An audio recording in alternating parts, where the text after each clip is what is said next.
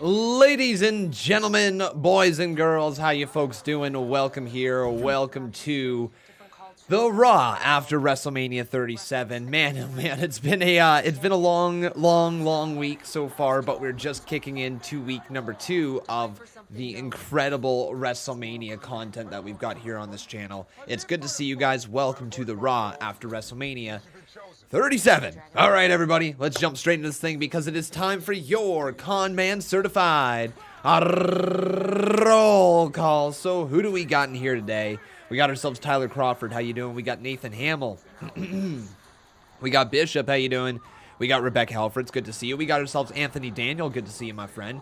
We got Alexander Harbula. Welcome to the stream. We got Rangers fan up in here. Wacky Warrior. How you doing?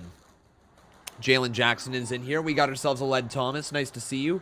We got TCS Gaming, Matthew Bonneau, Matthew Grantland, how you doing? We got ourselves Peyton Cash, good to see you, buddy. We got Raul Kupar, how you doing, man? We got Paul Carpenter, good to see you. We got Joe Weather up in here, Kelvin Jackson. I see Blake Lewis. Lucas Freeman is in here. We got Jackson Blackheart. Tevin Walker, how you doing, man? Good to hear from you. Good to see you. Hopefully you enjoyed your little vacation. We got Jay Cochran up in here. We got Kakapopo, how you doing? We got Manuel Pacillo, and let's go with Cool Guy getting the final one. Actually, no, Dave Rua gets the final one. No, you know what? I lied. Crossbow gets the final one. How you guys doing? Good to see you. So, today, yes, sir, yes, ma'am, yes, everybody, it is the Raw after WrestleMania, and we are coming off of not just one night, but 2 nights of WrestleMania. The second year in a row that WWE has done 2 nights of WrestleMania, and I got to admit, I think it's been a success.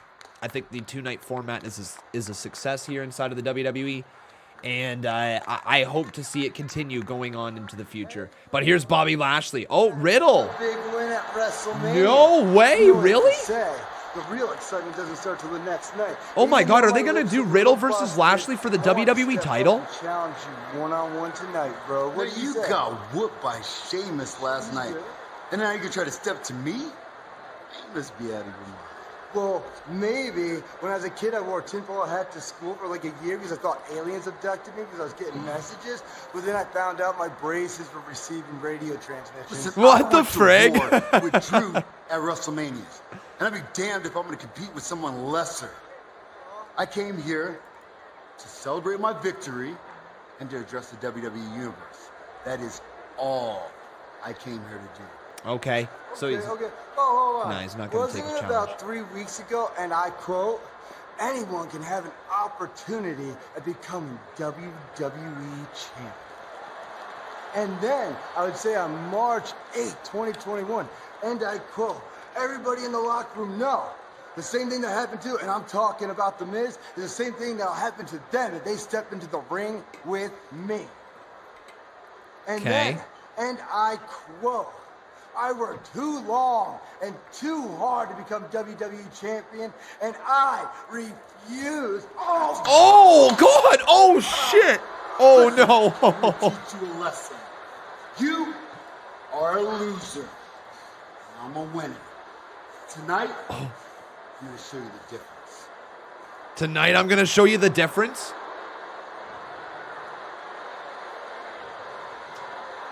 Does that mean we're getting the match? Yeah, it looks like it. Riddle. All right, everybody. So what a way to start things off. It looks like tonight we're going to get ourselves Riddle versus Lashley potentially for the WWE Championship. I don't know. Re-sparking the feud over the United States title that, remember, where Riddle took the title away from Bobby Lashley. It was in that triple threat match where Lashley didn't lose the title technically right away, and then he got pushed on to the WWE Championship. Well, it seems like they're doing the same thing with Riddle, moving him up to the WWE Championship. But welcome back, everybody. Tonight is in the Thunderdome. It's a brand new Thunderdome, I'm pretty sure. Pretty sure it's in a different arena. Pretty sure it's in a different setup here tonight as well, but we'll confirm in just a second. But are you guys ready for one of the best theme songs? How you doing, Jason Barker? Good to see you, man. Thanks for the dono. I'm ready for Raw. I'm ready for this, man. Boom, boom, boom, boom. Ready? Boom, boom, boom, boom, boom, boom, boom, boom, boom,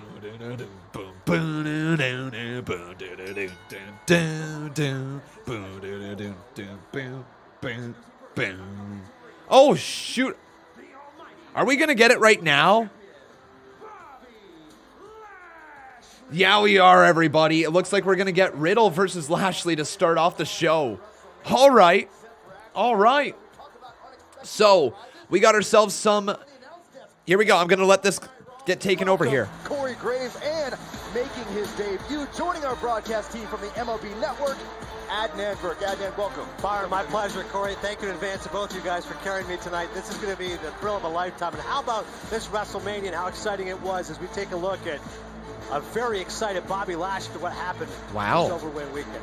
Rhea This guy's Ripley voice and is Asuka, good. The Raw Women's Championship match certainly was absolutely phenomenal. As last night at WrestleMania, Rhea Ripley proved she is the real deal when she defeated Asuka to become the new Raw Women's Champion. But a champion's work is never done as Rhea would step back in the ring just 20. Wow, yo, what? We're getting the rematch tonight. Rhea Ripley versus Asuka tonight? And a WrestleMania rematch tonight. All right. Oh, the Firefly Fun House is back here tonight. Oh, Matthew Grantland, how you doing, buddy? Thank you for the support. Bizarre encounter between the Fiend and Alexa Bliss at WrestleMania. Hopefully, we get a few answers for the Fireflies. So, Adnan Verk, I believe is his name, correct? I might be wrong on that one. I believe Raul Kapar is family friends with him, so that's pretty cool. But yeah, so Adnan Verk is the new commentator on Monday Night Raw. Corey Graves is on Monday Night Raw. Byron Saxton is on Monday Night Raw. So that means Samoa Joe is not on Monday Night Raw. Ladies and gentlemen, I am wondering if Samoa Joe is coming back to the ring. What do you guys think? Right here in the live chat, yes or no for Samoa Joe returning to the ring. What do you think? Is it going to happen? Oh, God! Oh, no! Oh, Riddle just be scooting along, just boom, boom, boom, and then a big old Bobby clothesline was what I was trying to say. Let me try to slow down a little bit. Bobby Lashley clothesline catches Riddle right across the neck, and this thing is on, man. This thing is on like Donkey Kong. Oh, God. Riddle just got wrecked, man. Riddle got wrecked. And Lashley's going to go right to work here against Riddle. Okay, so let's get these guys up here on the screen. I also realized that it says WrestleMania on the screen still, so let me fix that. And let's be perfectly honest. Riddle's a guy who spends plenty of time with his head in the clouds, but trying to challenge Lashley versus Riddle. What do you say, Con? I say hell yeah for this match right here. Lashley versus Riddle. It's a cool match. Yeah, why not? Like, it's a good way to start off the show as long as Lashley wins. Or maybe there's a bit of a distraction. But I'd also be down to see Lashley versus Samoa Joe, man. I think Lashley versus Samoa Joe is a huge match that they can definitely build to for Backlash if they wanted to. Lashley versus Samoa Joe. I'm here for it. Would you guys be down for that at Backlash? Give me either a hell yeah or a hell no in the live chat. Once again, for either Samoa Joe, or yes or no for Samoa Joe versus Bobby Lashley at Backlash.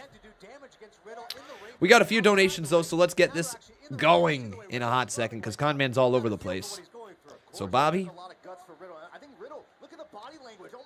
Lashley or Riddle, as Riddle is just goading on. Oh, the bell just officially rang. Okay. And Lashley's going to start by throwing Riddle into the corner. So this match is officially underway. Matt Riddle. Don't call him Matt, though. Courtesy of the WWE champion, Bobby Lashley. Riddle right now searching for Okay, so that's up there. Then let's get the poll going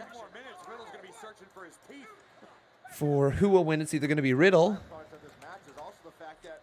or it's going to be Bobby Lashley. There he is. All right, so boom. Get your votes in there, guys. Do either vote Riddle or vote Lashley right there in the live chat. And then we're also going to get your bets going so you can earn some con coins. Bobby Lashley.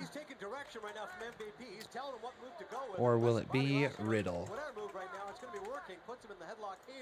More punishment is what MVP is directing Bobby Lashley to do. Okay, so there you go. Get those bets in as well. Do bet Lashley 5 or bet Riddle 5. And then again, vote Riddle or vote Lashley right here in the live chat. All right, I think we're all caught up now. It's time to get around to the donations. Thank you very much there, Jason Barker. This is a non-title match, by the way, everybody. Non-title match. And Lashley just picking up the scooter of Riddle. What's he going to do with this scooter? He's just going to huck a scooter. Sending that little scoot. Just scooting through the air.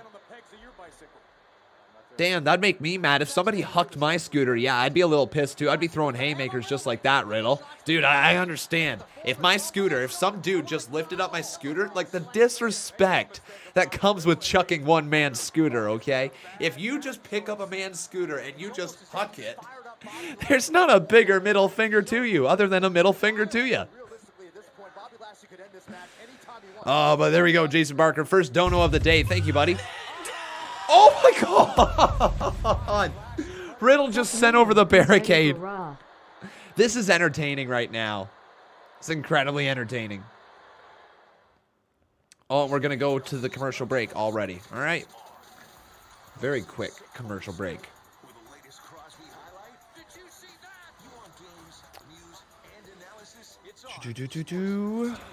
Right there. There we go.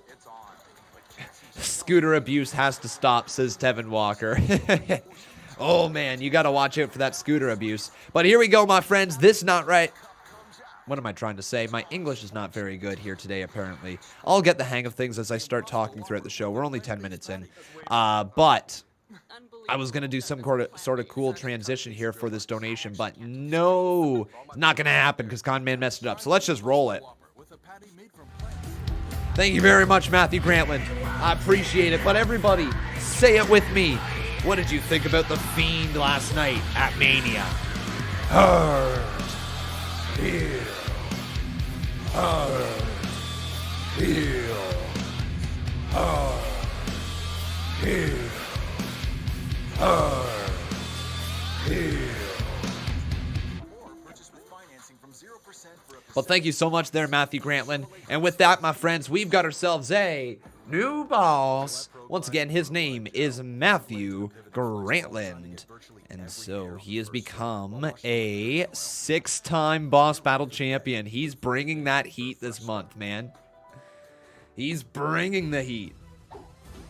What was I going to talk about here for a second before we get on to the next dono? Yes, it was the controversy surrounding the Fiend. A lot of people didn't like the ending. A lot of people did not like the ending. I'm actually on the side of things that I didn't think it was that bad. Sure, would we have preferred probably see the Fiend win? Probably. I mean, we all love the Fiend, right? We all want to see the Fiend win. We all want to see the character we're rooting for win the match at WrestleMania. And Bray Wyatt's history at Mania is not that favorable. You know, he loses a lot. But at the end of the day, we're here talking about the Fiend, and that's all that matters. We're conversing about it. We're talking about the story that's happening. And I think at the end of the day, that is more important than a win or a loss at WrestleMania. Would it have been nice? Probably. But I think the story is bigger than the win or the loss. I do. I don't know what the story is. God, who knows if WWE even knows what the story is. But I think one man and one man only knows where he's going with this story, and that's Bray Wyatt. And I don't think it matters whether he wins or loses a match here or there. I think Bray Wyatt's got a vision for this character, and I think Bray Wyatt's going to deliver his story with this character regardless of WWE's booking. He's got TV time with a microphone. He's got the Firefly Fun House. He can tell the story he wants to tell. So I don't think there's going to be any issues here. I think it's going to be fun regardless. Whatever happens, happens, and I'm just here for the ride because I'm interested to see. That's all I can say, right? And if you're not interested to see what's coming next, that's more than okay. But you might be.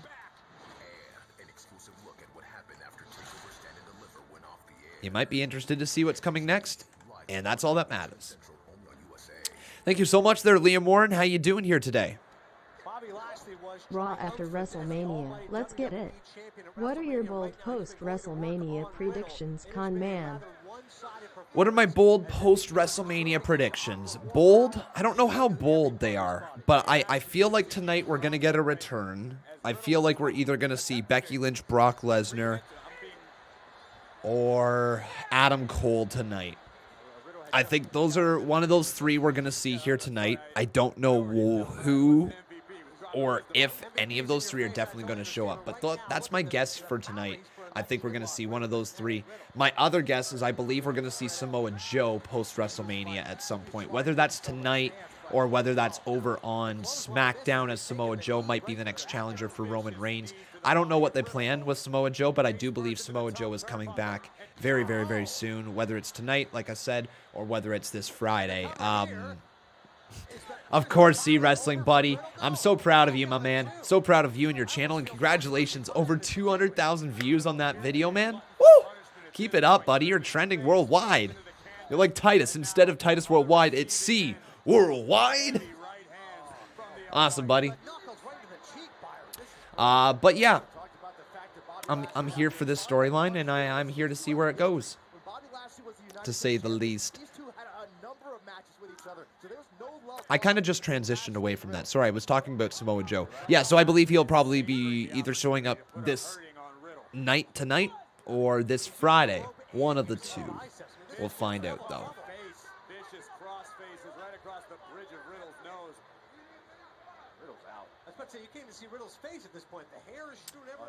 A lot of people saying Maurice. A lot of people screaming Maurice here in the live chat. What are you guys talking about? I have no idea what you guys are talking about with you screaming Maurice in here, but I do know that tonight Maurice is set to return on Miz TV, so that's kind of cool. Yeah, she's going to be on Miz TV. Okay, I thought a lot of people were just screaming out Maurice here right now, saying like, well, she's not on TV. Where's Maurice? She ain't here. But she's going to show up here tonight, so that's kind of cool, I think. It's probably to promote Miz and Mrs. more than anything, but I'm here for it. Why not? Why not? Maurice is drawing enough people's interest, so why not? I do like Maurice and Miz together on TV as a pairing. Obviously, they got a lot of chemistry because they're married in real life. But yeah. All right, everybody. It's time to sing a little cringe song. If you guys don't know the words, well, you're going to learn real soon. You ready? 3, 2, 1, let's go. Sweet knees are made of these. Who am I to disagree? Woo! Just the worst song ever. Oh, and I'm not sure if you guys can tell, my voice is a little bit on the raw side here today. I guess a week straight of commentary will do that to you, won't it? So yeah, my voice is just a little bit on the weaker side today. We'll see how it does and how it holds up. Oh, good God, if we're going to have to keep on singing this away, it's not going to hold up very long, but here we go. Let's try it again. So, my friends, one more time, if you don't know the name of this song, it's called A Little Sweet Knees, and we're going to get this going. You ready? 3, 2, 1, let's go. Sweet knees are made of these. Who am I to disagree? Woo! Oh my God, I'm already losing my voice here tonight. This is not a good start. Oh, nice high head kick there from Riddle, and then a punch to the face, punch to the stomach, a couple slaps to the stomach as well, and there's a kick to the midsection, now a kick right to the back. Riddle firing away with some right kicks, but hang on, Lashley just counters that one, goes for a big clothesline, can't hit it. Big knee to the face there from Riddle.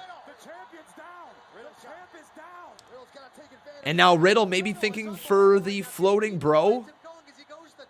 Maybe thinking floating bro. Hey, Spirit Animal, how you doing? Oh my God, no. Lashley moved out of the way. What a submit. Oh my God, Hurt Lock. The Hurt Lock is in? Uh-oh, Riddle's done. Game over. Tap, tap, tap. Good night, Riddle. Wow, it's over. Okay, cue Samoa Joe. Cue Samoa Joe, or will that be later? Maybe Bobby Lashley gets another segment and then Samoa Joe challenges later. Here we go. We'll see.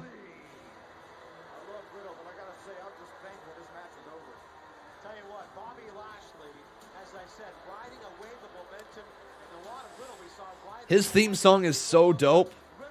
I can't believe I ever thought I hated it. When it first debuted, I was like, oh, that's so generic. Con Man couldn't have been more wrong. I love his theme song. It is still a little on the generic side. I will admit that, actually. It is still a little generic, but it's growing on me, and it's actually becoming pretty dope.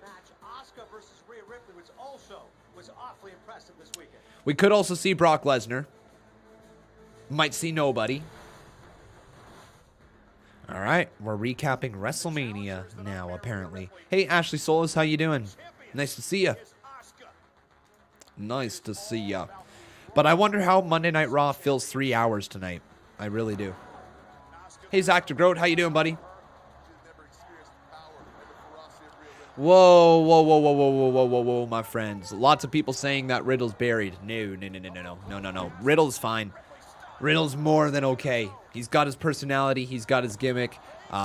He just was featured in a hard-hitting bout with Sheamus at WrestleMania for the U.S. title. Yes, he lost, but it was against Sheamus, a veteran of the business. And then, of course, he just faced off against Bobby Lashley there to open up the Raw after Mania.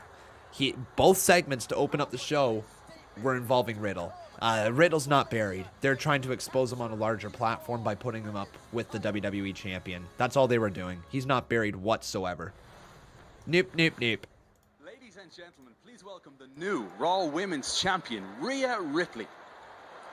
Here's Rhea. Rhea, huge congratulations on your win at WrestleMania. So how do you prepare to defend your title just 24 hours after winning it? For me, it's all about being confident in myself. It was that self-confidence that led me out to the ring on my first night at Raw to challenge Asuka for a match at WrestleMania. It was that confidence that allowed me to beat Asuka, one of the best champions ever, to become the Raw Women's Champion. What the WWE Universe witnessed last night at WrestleMania was the brutal new order of the women's division. Brutal new As for order? tonight in my WrestleMania BNO? rematch, I'm going to prove to everyone once again that I am ready for Asuka. The brutal new order? Ripley defends against Asuka tonight. Oh my god, are they going to give Rhea Ripley a stable? Are they going to give Rhea Ripley a stable? Are they going to listen to Con Man? Tell me they're going to do something like that. The brutal new order? The BNO?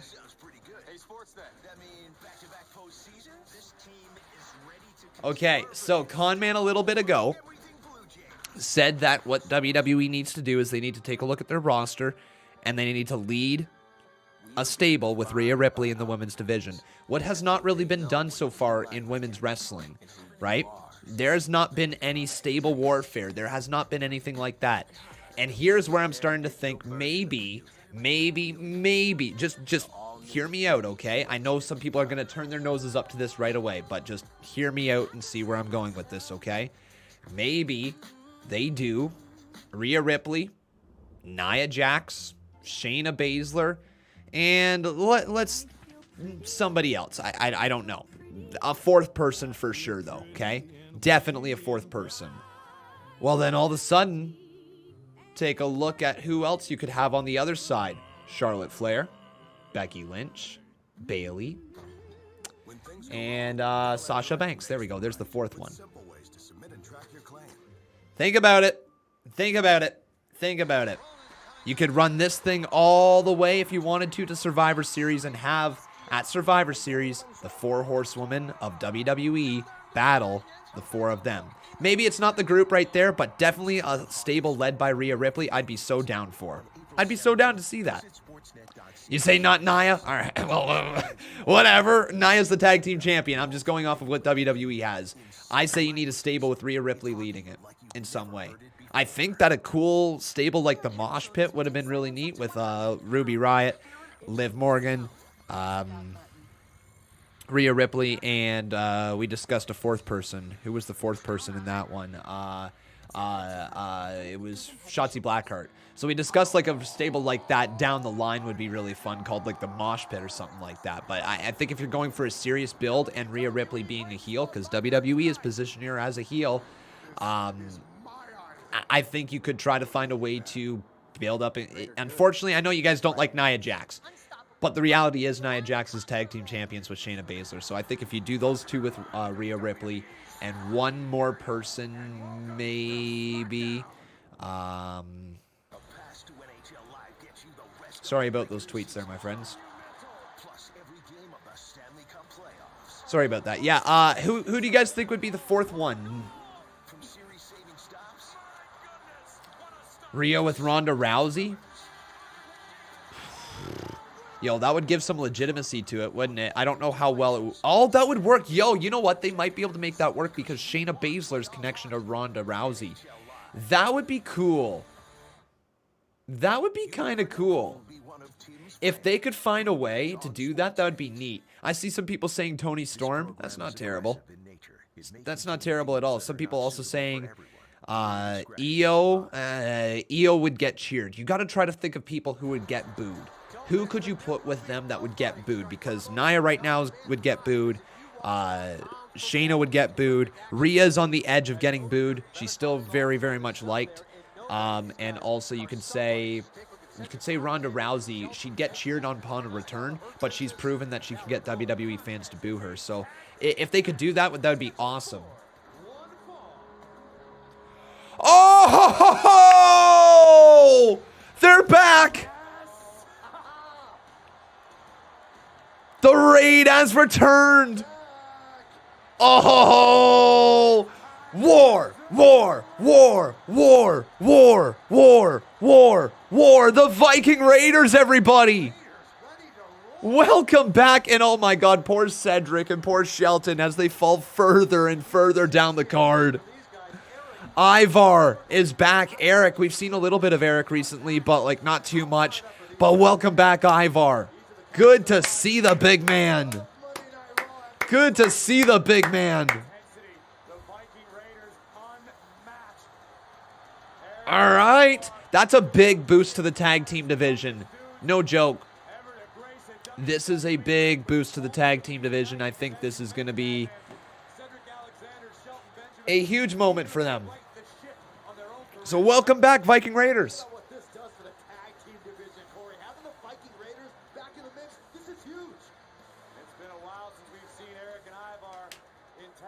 Viking Raiders versus AJ and Omos. Not too shabby. Not too shabby, right, guys? That's actually huge for the tag team division. They needed that big time. Okay, so we got some donations to get around to here, guys, in just a second. But first up, we are going to get the Viking Raiders up on the screen. So let's get Eric and Ivar. So there's Eric. Boom. It's been a little bit, man, since we've seen the Viking Raiders in action. But there's Eric right there, and Ivar gets scooped up and slammed down right on top of him. There's Ivar, and let's go Cedric. Cedric, where's he at? Cedric, and now we need Shelton. But you know what? Hey, here's the thing. Do not count out Shelton Benjamin and Cedric Alexander all the way. Nice running knee from Shelton. Count of two. Kick out by Eric. Remember, Shelton Benjamin and Cedric Alexander were tag team champions literally not that long ago. Not long ago at all. Like, no time ago. So, maybe this is a way of just getting some heat back on Shelton and Cedric, but I doubt it. It's most likely going to be a win for the Viking Raiders, which, you know, hey, welcome back to the tag team division.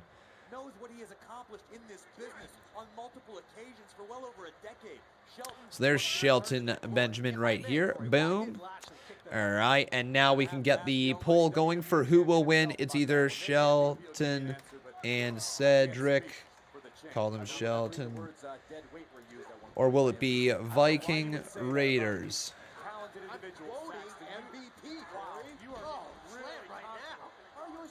There we go. Get your guys' votes in. Do either vote Shelton or vote Viking right here in the live chat. And thank you, Matthew Grantland, for that 5-bomb right there.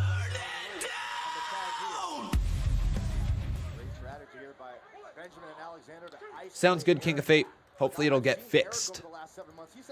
Then we got ourselves a 10-bomb from Mr. Kevin Langoff. Dude was at WrestleMania last night and the night before that. Kevin, I hope you had yourself a wonderful time. Let's roll your 10-bomb here, buddy. Behold the King.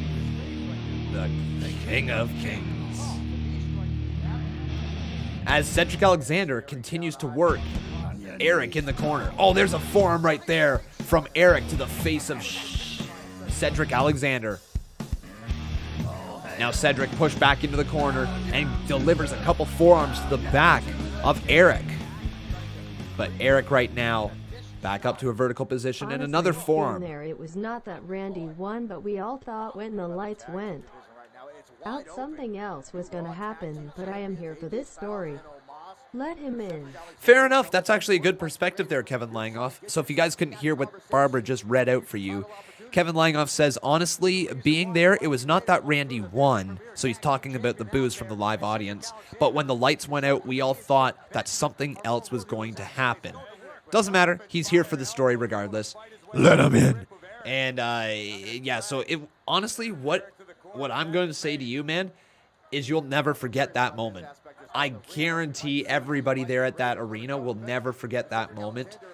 Speaking from experience, I was there the very first time The Fiend made his entrance. I was there at SummerSlam 2019. Nice Olympic slam there from Shelton Benjamin into the cover. Count of 2, kick out by Eric. But yeah, speaking from experience, I was there for his entrance at SummerSlam 2019. Could not even tell you.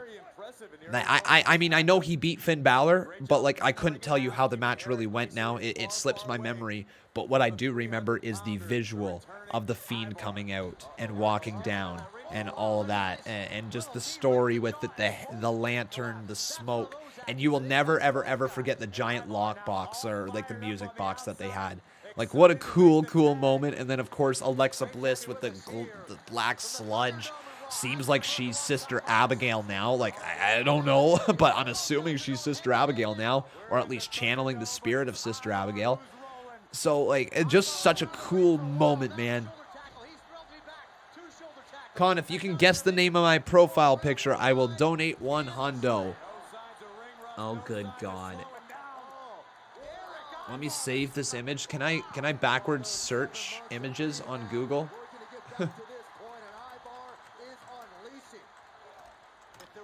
Uh-oh.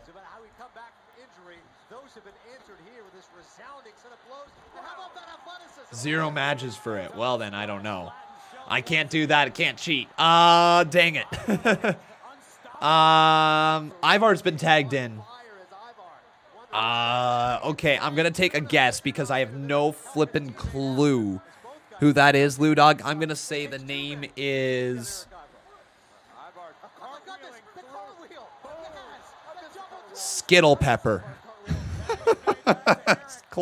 Closest guess. Skittle Pepper, all right? Oh, man, the Viking Raiders going to work, though, sending Ivar right there into the corner. Up and at him. Viking experience. Into the cover. 2, 3. Viking Raiders win. So RIP to Shelton and Cedric. But hey, welcome back, Viking Raiders. That's a huge, huge, huge, huge, huge win for them. And it's a huge re-addition to the tag team division. So there you go, guys.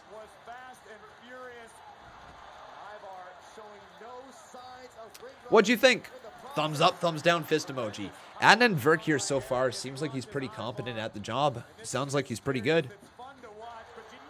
I like him with Corey Graves. They're interesting, no doubt about it, together. We'll see what they sound like together in the long term. I guess is the best way to put it.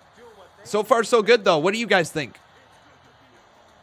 It's good to be home, says Ivar, Eric's partner, I should say. How would you approach this WrestleMania rematch? Last night, Rhea Ripley brought the fight. But now, it's my turn! Sierra Kinono was the Tamina! Losing to Rhea was a nightmare. But tonight, I'm ready for her, and I will, once again, the Raw Women's Champion! It's a WrestleMania rematch for the Raw Women's title, and it's next. All right. So there's that. Roger, baby! How you doing, man? Look at that pretty pink bomb. Holy moly, man. Oh, that's a Roger bomb. Roger, how you doing, man? Good to see you. We're going to get around to that in just a hot second, okay, buddy? We got a few more ahead of that, but we will get around to it. Thank you so much, man. Holy moly. All right, so after Kevin Langoff, right? Was Kevin Langoff next? Yeah. So after Kevin Langoff here, he became the new boss. So Kevin Langoff, with that, my man, you became a one-time or two-time? Let me check.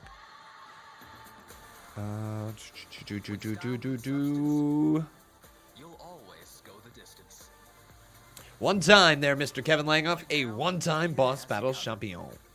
So thank you so much, buddy.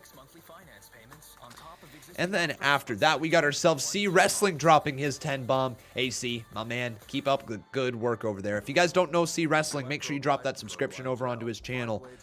Great content over there. Lots of great theories. In fact, some of the best theories on YouTube for the Fiend and Alexa Bliss and the Firefly Fun House. So check that out, guys. Definitely amazing work over there. Behold the king, the king of kings. .net for free. On your knees, dog.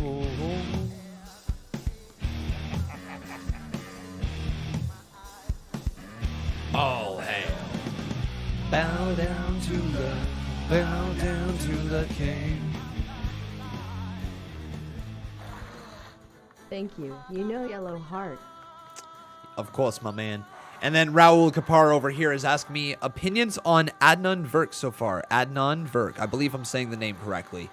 So far, I haven't been able to hear too much. Conman is loud when I talk here, and obviously I talk over the commentary, so I don't hear too much. But from what I've heard so far, sounds good. Voice sounds like it's built for wrestling. We'll see how he does in the long run, though. It sounds good so far, I'd say. We got ourselves your boy Jordan dropping 2 over here. Thank you very much, buddy. He says, Rhea, Riot Squad, and Tegan Nox. Yo, I'd be down to see Tegan Nox. That would also play into their history in NXT. I'd be down to see Tegan Nox, yeah. It can't be all work and all play. That's why you need all play at work and all play at play.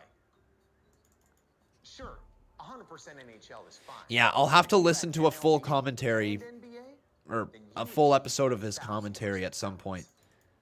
Hey, analytics, that math Even just some clips on YouTube will help me understand what his commentary style is like. Math is fun. Jason Barker is asking, is Corey Graves still on SmackDown? I do not believe so. I believe he's being moved off of SmackDown. I believe it's going to be Cole and somebody. But who that somebody is, who knows?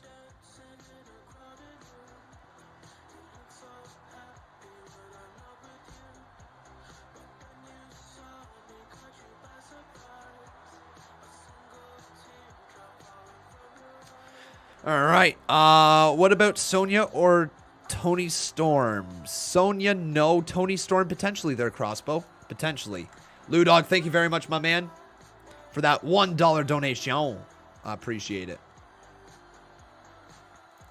And then Lou Dog with the $3 right here as well. Thank you, buddy. Oh, welcome back, Charlotte. Okay.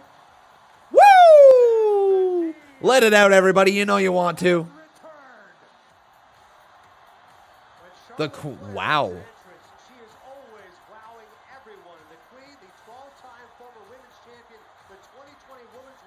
Whoa, all right. Well then. Welcome back, Charlotte. The Thunderdome looks a lot different, doesn't it, guys, with the fans on the side with the entrance. I guess WWE wanted to have some faces with the entrances. Maybe they missed having faces in the crowd.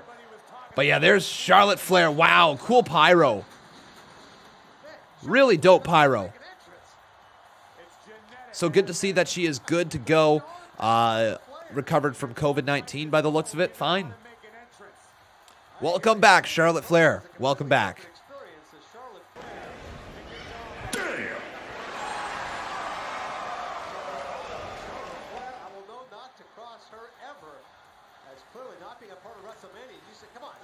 All right, and then Roger Dodger over here dropping his 50 bomb. Thank you so very much there, Mr. Roger Dodger. We're going to roll this. He says, guess who lives 2 hours away from WrestleMania for next April? Guess who's going to make sure he is there? Hell yes, I'm going to guess it's Roger Dodger. But we're going to get some yes chants going. He's also half lit.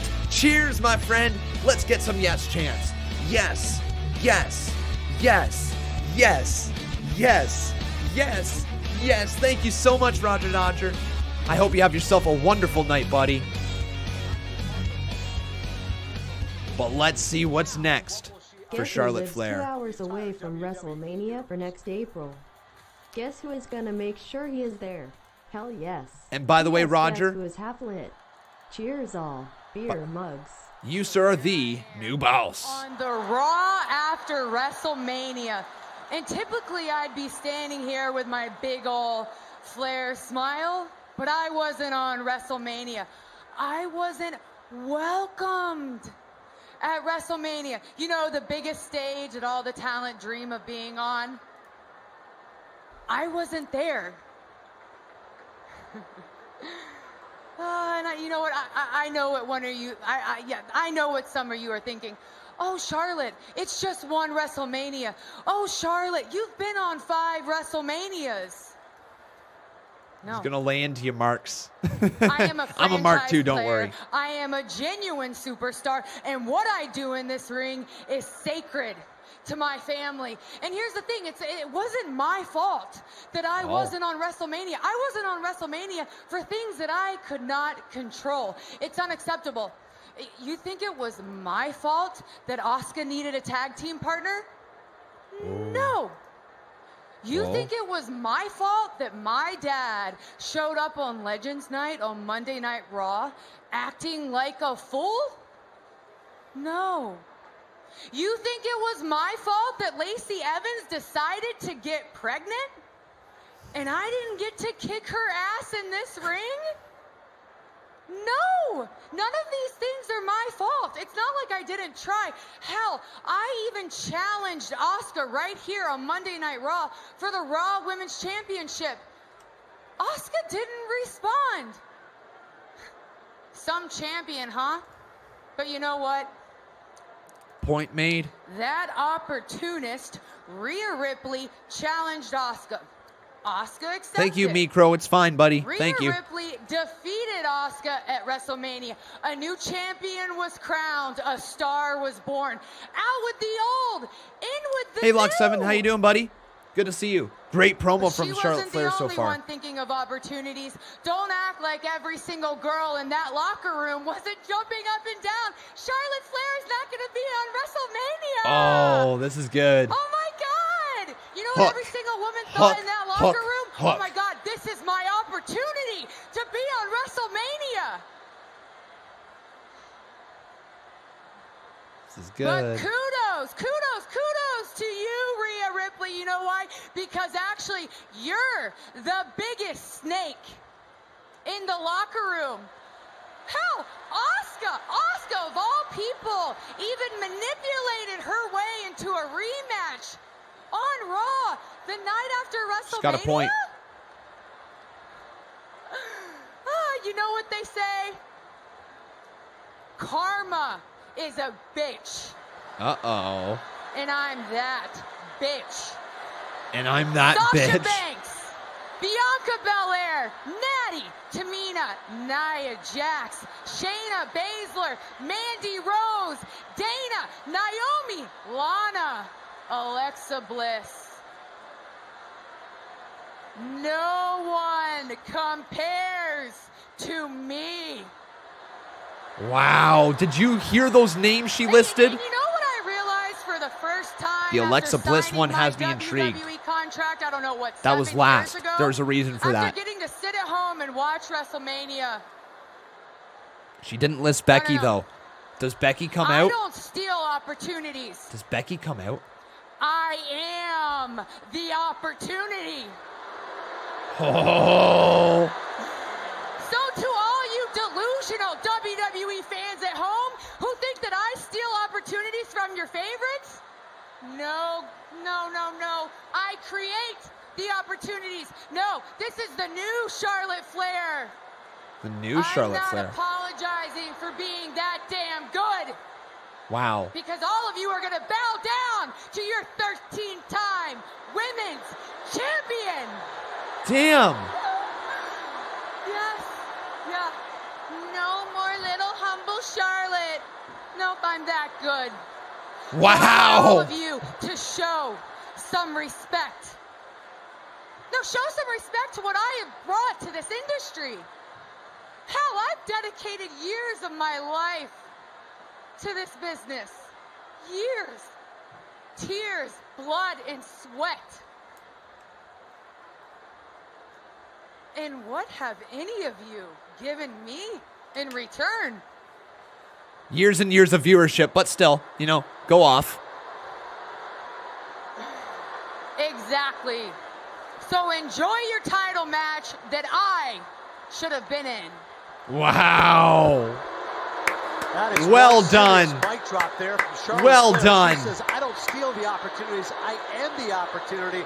Show some respect what I have brought to this industry. Well done, Charlotte Flair. What a promo. That's a way of reestablishing yourself as a threat in the women's division. People are going to take note. All those names that she just listed, put them on blast. But the one that's got me the most interested is Alexa Bliss. Charlotte Flair listing Alexa Bliss last and pausing before saying her name. That was meant to be driven home with us. I cannot wait to see potentially Charlotte Flair versus Alexa Bliss in this new version of Alexa Bliss. That's probably going to go down at some point. I'm here for it. But hell of a promo right there from Charlotte Flair. But welcome everybody here to Monday Night Raw. We got ourselves a women's title match. We got over 1,000 viewers. Make sure you guys drop that like if you haven't done so, okay? Let's reach 500 likes right now. I know we can. Beautiful promo. What'd you guys think, though? Thumbs up, thumbs down, fist emoji right here. Right, C Wrestling? Gonna be fire. Gary Newman says, didn't call out Becky, though. You're right. She didn't call out Becky. I thought maybe Becky was going to come down there at the end of that promo because Charlotte Flair didn't call her out. But maybe Becky isn't good to go. What a promo, though, from Charlotte, man. What a promo. But now it's time for the women's match. We got ourselves Asuka versus Rhea Ripley, the new women's champion. What do you guys think about Rhea Ripley becoming the new women's champion? Do you guys like it? Do you not? Let me know here in the live chat. I'm going to have to update her photo, clearly. But give me a second here to update Rhea Ripley's photo. And we're going to continue on. Great to see this many people in here for Monday Night Raw. You love to see it. Love to see it. Make sure you drop that subscription as well if you have not done so, my friends. But here in the live chat, why don't you let me know what was your favorite entire moment from WrestleMania weekend? Okay, and then we got another poll that we're going to get polling up here. This one's on Twitter, though, so it's going to take a minute to set up. But first up, over here, we need to get Rhea Ripley's updated photo. They don't actually have her updated photo entirely. She's not the women's champion in this photo, but we'll make do.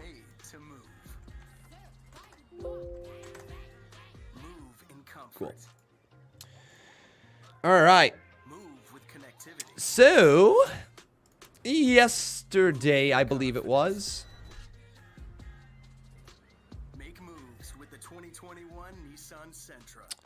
Over here. What was it? Actually, you know what, guys? You know what? I can't help it.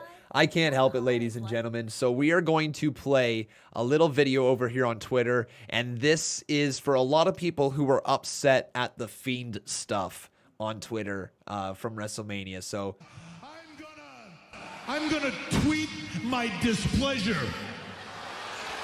That's right. I'm gonna jump on social media and I'm gonna tweet about it until my fingers bleed. I might even send an Instagram or a Vine. That's right. And on that tweet, in that tweet, and however many characters I get, I am gonna threaten. That's right. If I don't get what I want, I'm gonna riot. And if that doesn't work, then by God, me and my friend Mark, we're gonna stop watching. Me and my friend Mark. That's right.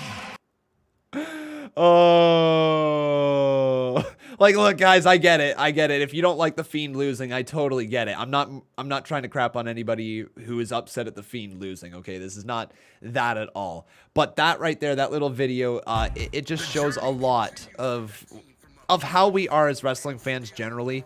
We all just want to see the result we want to see, right? That's what we want to see on our screens. And when we don't get that result, sometimes we get a little bit upset, right? And, yeah, sometimes we get a little upset, and sometimes we lash out on Twitter, and it might be deserved, it might not be, but at the end of the day, we're still here watching today. I know, I see you, Brandon Harbin, I see exactly what you're saying. A lot of people have stopped watching since that point, and that's true. I do believe WWE will bounce back again. I think we are in a valley right now, and every single wrestling company, every single wrestling promotion goes through peaks and valleys. Every single wrestler goes through peaks and valleys. So I'm sure we're going to get back to it at some point. I don't think this is going to be the end of the world for wrestling. In fact, I think we're going to get a pretty damn cool story out of it. But I get it. People wanted to see the Fiend win at WrestleMania. I do. If I was writing it myself, I probably still would have had the Fiend win at WrestleMania. But I'm not mad about it, right? I'm more so optimistic about where the story is going. For the most part. All right. So what I was looking for on Twitter here, before I got sidetracked, is I asked you guys this question, and I want to still know this answer right here. And to answer it, you got to go on over to twitter.com/conman167. I'm going to retweet it right now, so it's towards the top of my tweets. So you should be able to find it just by opening my Twitter page. But basically, what I'm asking you guys is, what was the best show from WrestleMania week? WrestleMania Night 1? TakeOver Night 1? WrestleMania Night 2? Or TakeOver Night 2? They really are booing Rhea Ripley. At least that's what WWE's trying to make us believe. That Rhea Ripley's going to be booed. I guess on the main roster, she doesn't look like a babyface right off the start. She definitely is a babyface in the long run. But, like, maybe it's easier to get people to hate her to start off her career. So let me know. Twitter.com/conman167. Vote, retweet, favorite that little Twitter poll right there. And I want to know throughout the night what you guys thought was the best match of the past week. Or the best show of the past week, I should say. This is my brutality. It's Rhea Ripley. Star in the making. Big star in the making.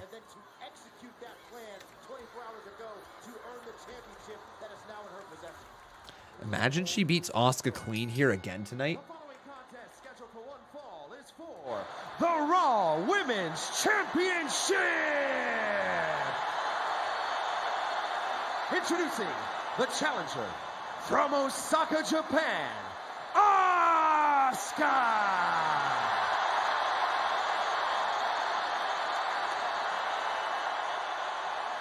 And her opponent from Adelaide, South Australia, she is the new Raw Women's Champion, Rhea Ripley! And that's Rhea. Gentlemen, what I noticed by the expressions on the faces of both competitors is, number one, Asuka looks incredibly focused. might as well be a million years ago. Incredibly focused by Asuka here. And let's get this thing going. Referee has rang the bell. And this women's championship match is officially underway. So get your guys' votes in. Do either vote Ripley or vote Asuka right here in the live chat. Also making sure you do your bets. Either bet Ripley 5 or bet Asuka 5. Again, right here in the live chat. We do got some donations to get around to in just a hot moment, but I want to do a little bit of calling of this match first, as I want to get the feel for how these two are going to do. It looks like Rhea Ripley's going to be the aggressor right now, pushing Asuka back into the corner after Asuka driven her back into her own corner. Now the referee forces a break. Asuka goes for a toe drop hold right there, but Rhea Ripley stops her right in her tracks and then drives the boot right into her face and then throws Asuka halfway across the ring, really building Rhea Ripley up. as a strong individual. Goes for another hard throw, but Asuka counters that one. This is more intense than their match at WrestleMania from this past weekend so far. Ripley looking definitely more and more like the aggressor at this point. And Ripley with a forearm again across the back of Asuka. Lifts her up. Asuka in trouble. Oh, roll through there by Asuka into the cover. This might be enough. Count of one kick out though by Ripley. And there's a kick from Asuka. Another kick blocked by Rhea. Takes her down. Armbar time. Armbar time. Ripley might have to tap out. No. Oh my God. Ripley gets to the bottom rope just in the nick of time. And she gets off of Rhea Ripley. Now Ripley driving those forearms back into the side of the head. And then face first goes Asuka into the corner turnbuckle yet again. Lifts her up to the top rope. And what is Ripley going to do? Rhea, oh, but the elbows, the left elbows, the point of the elbow just catching Ripley in the back of the head. Now a drop kick right to the booty of Asuka, and Asuka falls down all the way to the outside of the ring. That actually could have been a nasty fall, but it looks like Asuka is going to be okay as we go to the commercial break here towards the end of the first hour of Monday Night Raw. Good to have you guys. Welcome to the stream. Let's get our donations rolling now. So up next, we got ourselves ADL Xanax. How you doing, buddy? He says, congratulations on what you're doing. Keep it up, bud. Thank you very much there, buddy. I appreciate the kind words. We got ourselves the 15 bomb after that from Nick McGinnis. How you doing, Nick? Good to see you, man. He says, who do you think will be the next challenger for Lashley? I think it might be a rematch with Drew, and Drew might win. I could also see if we have a superstar shakeup that Cesaro comes to Raw and faces Lashley. I actually think Cesaro is going to face Roman next. If Samoa Joe doesn't face Roman Reigns next. So Samoa Joe might be my pick for Lashley. I think with Samoa Joe being taken off of commentary, Joe is coming back to the ring. I don't know why he would be taken off of commentary because he was doing a fantastic job, unless it was to return to the ring, or unless he said he didn't want to do any more commentary, and that's entirely possible. But it seems like Joe was enjoying the gig, and unless he's returning to the ring, I don't know why else he'd be pulled off commentary. So my pick is Samoa Joe to face Lashley next. But thank you so much there, Nick McGinnis. Let's roll it. For he is limitless. Oh, that was so bad, so early. Oh no. Oh no. Oh, that was bad. That was bad. Who do you think will be the next challenger for Lashley? I think it might be a rematch and Drew might win. I could also see if we have a superstar shake-up that Cesaro comes to Raw and faces Lashley. If we do get a superstar shakeup, though, Cesaro coming to Raw could be a thing. People, I know you might not want to hear this, but I think that if there's a superstar shakeup, Roman would be coming over with the Universal title. I think 3 hours of Raw with Roman Reigns, Paul Heyman, and somehow the Usos, like if they did that, moved that act off of SmackDown, I think you could then move Bobby Lashley and the WWE Championship over to SmackDown, and you would be able to get some pretty cool stories that way. Think about Cesaro versus Lashley. Think about Nakamura versus Lashley. Think about Daniel Bryan versus Lashley. Think about Edge versus Lashley. Like, you know, you start to go down that route, and that is almost more intriguing because all the matches that Roman Reigns has had, we can now move him over to Raw, and we could get like Kevin Owens. You could get Sami Zayn versus Bobby Lashley. Remember the history that Sami Zayn and Lashley have. So it would be cool if we were able to get the flip. I don't see a superstar shakeup happening right now, but you never know. WWE might be planning one.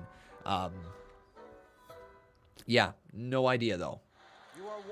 This match is still going on though right here, as we got ourselves Rhea Ripley and Asuka continuing to do battle here in the center of the ring. Rhea Ripley was just in a pinning predicament. Asuka almost picked up the win, but then a big clothesline knocks her down, and Asuka is in a little bit of trouble. So let's get this $5 donation here from Prince Balor. Thank you very much, my friend.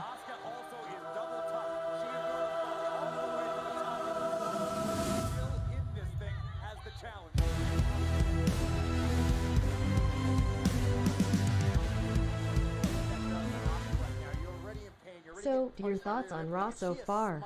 New setup, new commentary desk. Plus thoughts on your work schedule hereafter. Hoping for good in everything you do. Thank you very much, Prince Balor. So, thoughts on Raw so far?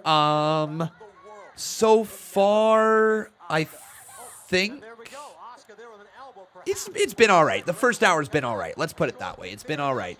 The first match between Lashley and Riddle was good. The Charlotte Flair promo was excellent, excellent from Charlotte Flair. And now we got ourselves a women's championship match. So it's difficult to hate. How you guys doing? Good to see all of you. Thank you for your support. We will get around to every single donation here tonight if you can just stay patient, because I definitely will get around to them. There's a lot rolling in right now. I deeply appreciate it. Thank you guys. But calling it, ladies and gentlemen, WWE Champion Bobby Lashley has the almighty address tonight. Holy crap, Samoa Joe's going to come back in that one. Calling it right now. Samoa Joe comes out during the almighty address tonight. It's happening. Yes, yes, yes, yes, yes. Or it's Brock Lesnar. Either way, yes, yes, yes. Samoa Joe or Brock Lesnar tonight. That's what I'm calling. Count of 2, kick out there by Rhea Ripley. Asuka has successfully turned this match around in her favor now. Can she finish the job? That's the question. Remarkable work from Asuka as she is showing, even though she may not be the champion, she knows the championship is at stake. She wants this to be a short-lived moment. Asuka going up to the top rope. As she tries to gather herself. Yeah, the Viking Raiders are back as well. Sorry, I forgot to mention that as well, guys. Viking Raiders are back. Asuka came up short. Miss there. Now Rhea Ripley comes back. Plain and simple. Asuka just misjudged the distance. That's a rare error from a Yeah, Asuka missed something there. I'm not sure if that was a botch or if that was actually planned to happen. But right now, Asuka's caught in Ripley's finishing submission move. This does not look good. This is not good for Asuka. Asuka just gets to the bottom rope, though. I think WWE needs to do a better job. Oh, no! Oh, my God! That was nasty. 1, 2, kick out by Asuka. But Asuka hit her face hard off the mat. Ouch, man. Asuka's gotten beaten up in recent months, hasn't she? A lot of people just going extremely rough with Asuka. Just a little bit of frustration as she's wondering what is it going to take to put Asuka away. Have we seen Miz yet? No, but we will see Miz here tonight. Miz TV is set to go down. Keith Lee versus Bobby Lashley. That could also be a thing here tonight. That could be a legitimate thing. I'd say, yeah, actually going with that. Oh, nice miss. Nice move there by Rhea. Oh, botch. What was that? Yeah, this one is a little bit of a botch-riddled match. No offense to the women at all. Just pointing out what's going on. But these two women are struggling with each other, aren't they? If I'm Rhea Ripley right now, if I'm Rhea Ripley, I'm shitting bricks. I'm seeing my opportunity as women's champion. Good God.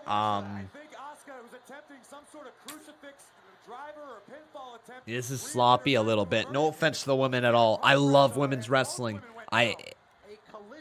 They need to recover. Here's what I would do. Here's where the language barrier might be an issue.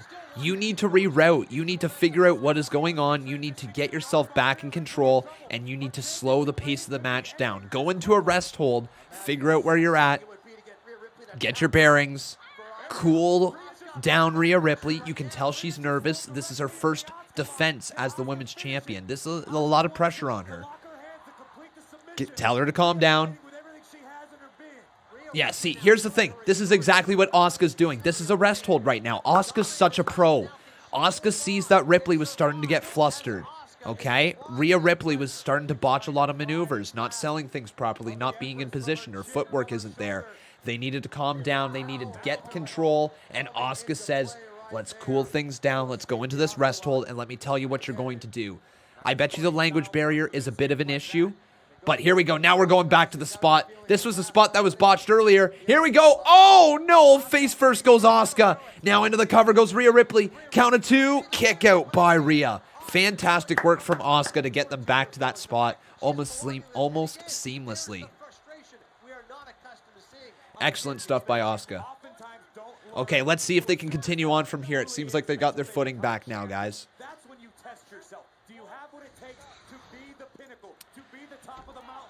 We know Asuka's done it before.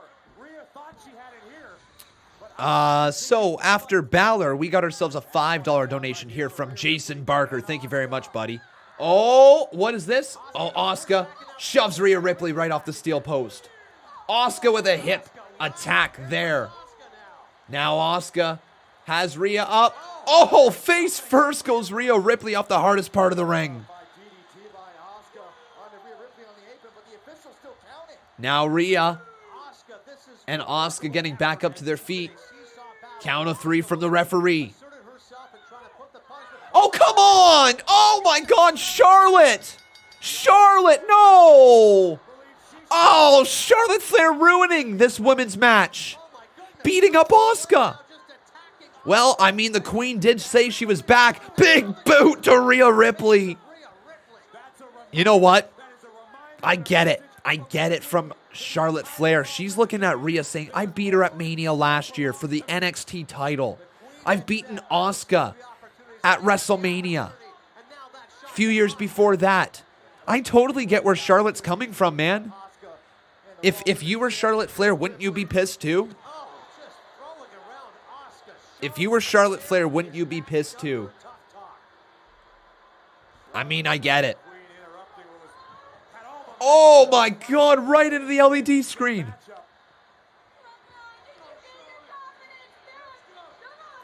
Ripley then put right into the LED screen. Even the referee's trying to say it's over, Charlotte, but it's not over until the Queen says it is. And Charlotte Flair has just made her mark, and she's saying, cry, haters, cry, haters, cry. Oh, cry, haters. The Queen is back. What a segment. Seriously, from promo to match. I know it was botch filled, okay? But still, for Monday Night Raw, not too bad. Not too bad at all. I like that. What did you guys think? Thumbs up, thumbs down, fist emoji right here. Still, even with all the botches, I like the match.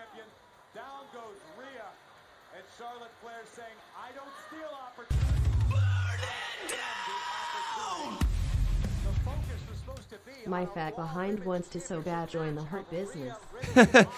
Oh man, Jason. Well, anything is possible if you believe enough. Thank you so much, Jason Barker. With that, my man, you have become the new boss. Here's Miz and Morrison up next. And I still will get around to every single donation here tonight, guys. I promise you. It's Maurice. Maurice and Miz. Hey, what are you doing here tonight? What are you talking about? Of course she's here. She's our guest on Miz TV tonight. Oh. Yeah, I mean, of course. I knew that. Hey, wait up. Whoa, Alexa's Playground is up next. Last night at WrestleMania left us all asking questions. Will Alexa Bliss provide us any answers? All right, are you guys ready? Are you ready for Alexa's Playhouse or Playground? I'm ready for it. I'm ready. I'm like SpongeBob. I'm ready. I'm ready. I'm ready. I'm ready.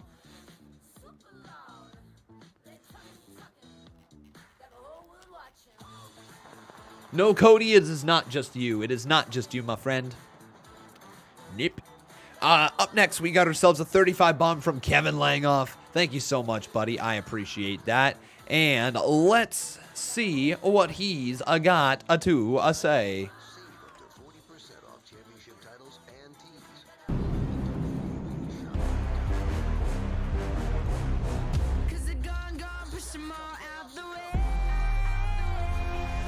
Yes, yes, y'all. So fresh, y'all. Snoop Dogg with Sasha Banks, we the best, y'all. Make way for the new, what it do? And if you run away, let me say she coming for you.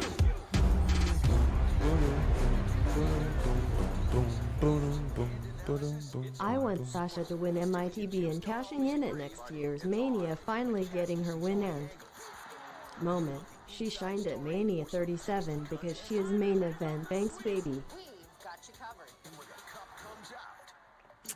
That would be fun there, Kevin Langoff. That'd be really fun. We'll see if that ends up happening.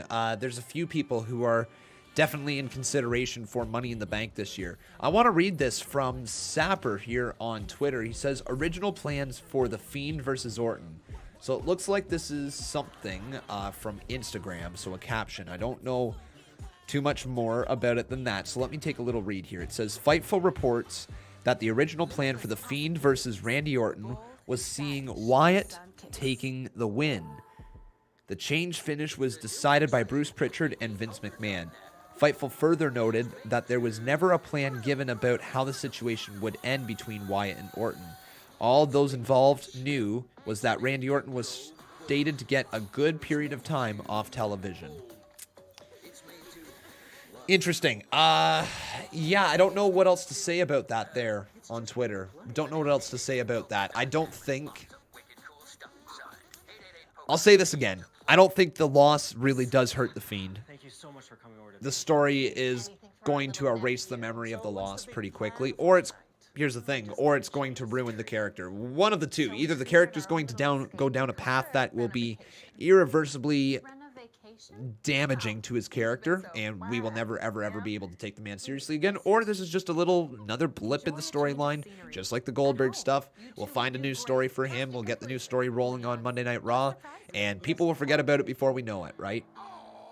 I think we're going to be saying that is the more likely direction for Bray Wyatt. People are just going to forget about this thing and move on, you know? Yeah, he got beat by one RKO, and when it took however many stomps for Seth Rollins to try to put him away, and when it took however many attempts and spears from Goldberg to put him away and all that, I get where people are coming from, but at the base of it, it's not like WWE's lied to us. I mean, they've told us for years that RKO is the 3 most deadly letters in sports entertainment, so the most deadly finisher. So, like, in WWE, at least leaning into their own shit, right? Like, at least if they're going to deliver us shit, they better eat it too, and they're eating it. So, and it's not shit either. I'm not trying to say that. I'm a fan.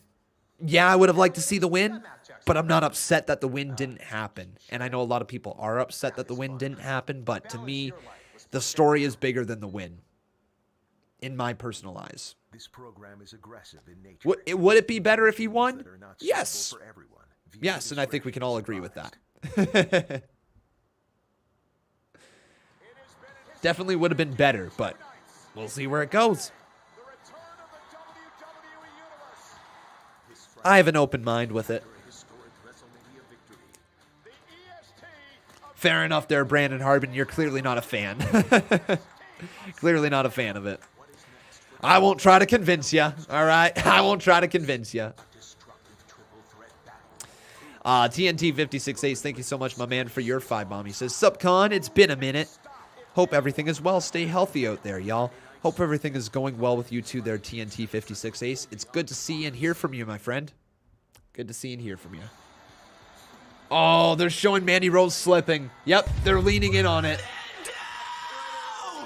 Shayna Baszler. And Nia just laughing away at it. Everything is well. Stay healthy out there, y'all.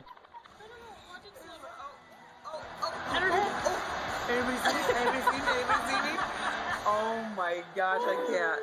Okay, really? Are we done? Don't worry. You can handle it. Okay, I get it. I said on Twitter, leave it to me to find a new way to trend. I mean, it was really embarrassing, to be honest. But you know, actually really funny. I could laugh at myself. I mean, you did see how quickly I got up, right? Like, maybe nobody saw it? It's funny when things happen like that, when you just don't see them coming. It really is. Oh! Slapping Nia, and here's Dana! They're both going after Nia. They just took her down.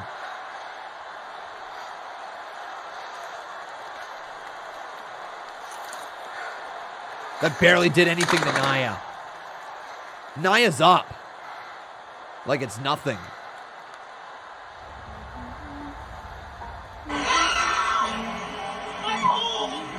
Here's Alexa Bliss. Funny how things happen like that when you least expect. Oh God, WrestleMania was so much fun. Now, I bet you're probably wondering why I did what I did. Well, maybe this little story will help explain. Okay. Once upon a time, there was a little girl who was lost. Until one day, she was rescued by the darkness.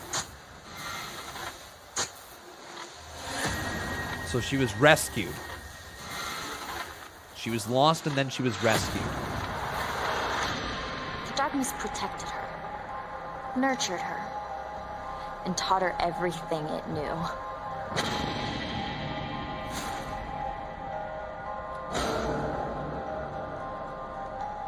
But then the darkness went away.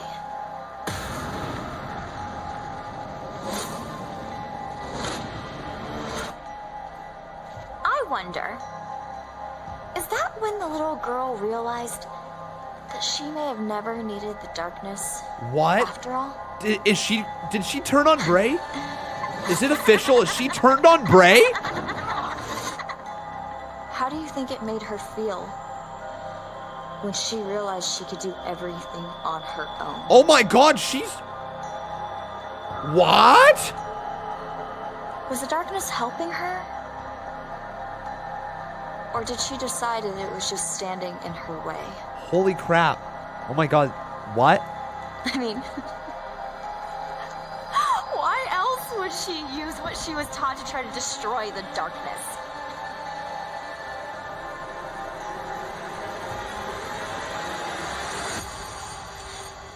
Is it true what they say? Is the female of the species the deadliest? Whoa. We may never know. But there's one thing we do know for sure. That along the way, I unlocked something truly evil. What did she unlock? Meet my new friend, Lily. Lily? What the frig is this doll? And trust me, our fun is just getting started.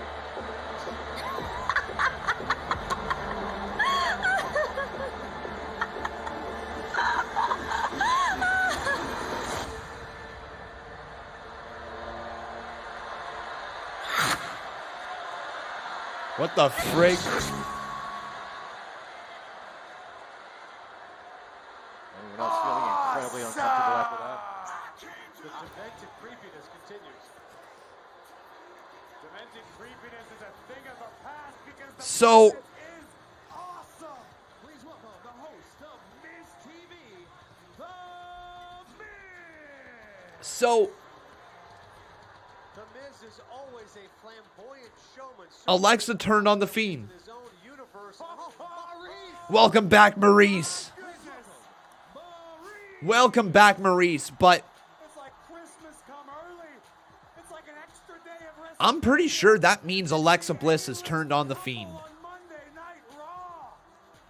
You talk about the star power here. You can feel it. Damn. Wow. All right. Yeah. All right. Listen, when Morrison's a part of the act, it's even more exciting for her. Miz and Morrison now with Batiste. I think I'm going to get along with you just fine, Adnan. What a night for the Miz. He's out here on Monday Night Raw with his partner. Well. And his beautiful. Let me say this much. I can't wait to see what C Wrestling has to say on this. I can't wait to see what C Wrestling has to say about this, but apparently we're also supposed to get a Firefly Fun House still tonight, so we ain't done with this story. But up next, we got Maurice on Miz TV. It's good to see all of you in here. Welcome to the live stream. Once again, my name is Conman167. If you have not done so, please make sure you do leave a like on this video. Also, making sure you are subscribed to the channel. Would love to see some names pop up there. Let's get around to some donations now, guys. We are really backlogged on them, so I'm going to apologize to you right now if I have not gotten around to them yet, but we're almost there. I promise you. So, Up next, we got ourselves connecting people through wrestling. How you doing, my friend? Good to see you. He says, sending good energy to you and your watchers. Aloha. Well, aloha to you too, my friend. Good to see you. Good to see you. Hopefully you're doing well over there. Appreciate that. Okay, up next, we got ourselves a midi with the 3-bomb. Thank you very much, my friend. And he says, any surprises yet? We had ourselves, actually, one sec. You'll always go the distance. Right now, Kia has you covered. So, yeah, we had the Viking Raiders return. Charlotte Flair cut that dope promo. And Alexa Bliss essentially turn on the Fiend. So it was confirmed almost, I believe. I might be wrong. But I believe it was confirmed that she's done with the Fiend. She believes she's more powerful than the Fiend. She believes she doesn't need the Fiend. Kevin Langoff says, I was saying weeks ago that Alexa was using the Fiend because when she had that box, she said, only when you are weakened, of course. Then she looked at the Fiend. Interesting. But I still am not 1000% certain on what this story is. Truly am not.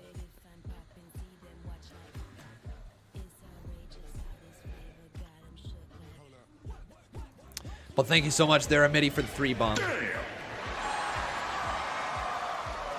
We got Nick McGuinness up next with his $5 donation. And he says, could you see Drew going to SmackDown and getting his rematch with Roman, but for the title? I could, actually. Yeah. I don't know what else is going to happen with Drew McIntyre on Monday Night Raw. If I was WWE, I would take a look at trying to find some sort of tag team with Drew McIntyre right now. Whether that's just a short stint to go up against the tag team champions or to build them up in a feud against, I don't know. I would just try to take a look at who you got on your roster right now that would be a fun tag team with Drew McIntyre. Maybe Ricochet, Drew McIntyre and Ricochet together. They've got some history. That could be fun. I don't know, just throwing things out the window. Damien Priest and Drew, that would be a lot of fun. That'd be a lot of fun. Hell, I'll take Braun Strowman and Drew McIntyre right now. Screw it, I'll take them as a tag team. Just give me something with Drew McIntyre. But yeah, finding him a way over to SmackDown to challenge Roman Reigns for the title would be pretty cool as well.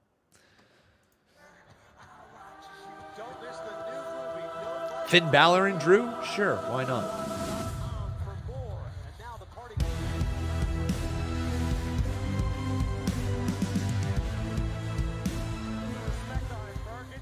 Could you see Drew going to SmackDown and getting his rematch with Roman, but for the title? WWE talk show in history. Welcome to Miz TV. Miz TV. WrestleMania has come and gone, and what a Does John Morrison turn on the Miz here? History was made. Or does the Miz turn on John Morrison? Despite everything that has happened, hang on, we might get a turn right here. Remains the most talked about entertainer in all of entertainment. Chelsea Green and Priest are my Money in the Bank winners, says Crossbow. I know what you're thinking about right now. Interesting. You're saying, like, what? Why is the Miz's beautiful wife here? What is the most gorgeous, vivacious, intelligent mother in all of reality television doing on Miz TV? I obviously know why, but just so everyone else does, you should probably tell them too. Well, I'm here because right after Monday Night Raw on the USA Network is the premiere of our show. Miz and Mrs. Oh, wow. Okay, that makes sense. Hey, since both of you guys are here, what do you think of a spin-off series? What? Miz, Mrs., and Morrison now. Will be the title. Miz, Mrs., and Morrison. It's catchy. It's not catchy. It's not something that would trend with what? That's the tagline. It's delicious. There's no spin-off. It's delicious. Tonight's episode. It's the one where we make a commercial for Maurice's Yupon Tea Glow Awakening Moisturizer. Bro, this is a great episode, and that commercial is fantastic. It's amazing. Terrific. It's awesome. That is a future award-winning commercial. It is the greatest commercial of the 21st century. What do you think, Maurice? That's great. Awesome. It is great, and you're going to have to watch and see, because this season has the potential to be the biggest yet, because everybody's talking about WrestleMania, on how I took Bad Bunny, a megastar in the music industry, and turned him into a WWE superstar. Taking credit for the babyface. Love it. Hey, no kiss necessary, but we are both way too giving. Never before has anyone seen someone like Bad Bunny do what Bad Bunny did. And it would have never happened without my tutelage. Don't believe me? Let's take a look at some highlights of Bad Bunny at WrestleMania. Here, Bad Bunny is using his technical proficiency like a seasoned vet. And then we have here, where he soars into the sky over the WWE Universe. Absolutely. What did you guys think about Bad Bunny at Mania? Thumbs up, thumbs down, fist emoji. I'm giving him a thumbs up. He was awesome. Might be the best celebrity appearance in WWE history. Was made. But it takes two to tango, and without me, Bad Bunny would have been a flop. Oh, here comes Damien Priest. Here he comes, everybody. All right, so the man who was in the match with Bad Bunny, it's Damien Priest. Let's see how he flies on his own without Bad Bunny now. You think Bad Bunny has you to thank? I was his tag team partner, and even I don't want to take credit for his accomplishments. Bad Bunny shocked the world because he put in the work. He trained day and night to live his dream in a WWE ring. But if memory serves me right, you said he didn't belong. And what now? You're trying to save face? Let me remind you of the headlines across the world. Bad Bunny beats Miz. Oh, Priest is awesome, man. Do you guys like Priest? Where's your name in that headline, Priest? As a matter of fact, where were you in the highlights I just showed? You're only out here because you are jealous. Because you had a chance at a WrestleMania moment and you were upstaged by your so-called friend, Bad Bunny. Meanwhile, I have had many WrestleMania moments, including beating John Cena in the main event. So if you want some of my star power to rub off on you, I will challenge you later on tonight to a one-on-one match. Okay. Bro, I was just about to do the same thing. What? Challenge him to a match. No, tonight. I've got the match. I know you did it first, but I really think Morrison versus Priest would be epic tonight on Monday Night Raw. Guys! You know you both can fight him, right? I mean, yeah. good. At the same time. At the same time? That's not a bad idea. Stop. I see what's going on. You guys are idiots. You're going to challenge me to a handicap match. Fine. We'll make a headline right now. All right. Damien Priest beats Miz and John Morrison. Yeah, there we go. That's a way to make him look badass. Well, this is a way to make him look badass. I wonder if Morrison turns on the Miz in this match. I wonder if John Morrison turns on the Miz in this matchup. It's entirely possible, guys. It's also possible that they just keep the Miz and Morrison together and they're just using them to get Damien Priest over. But so far, so good. So far, so good. How you doing there, Dante? Good to see you, buddy. Did Rhea Ripley win? She did, my man. She did. I mean, no, she didn't win. Sorry, that's my mistake.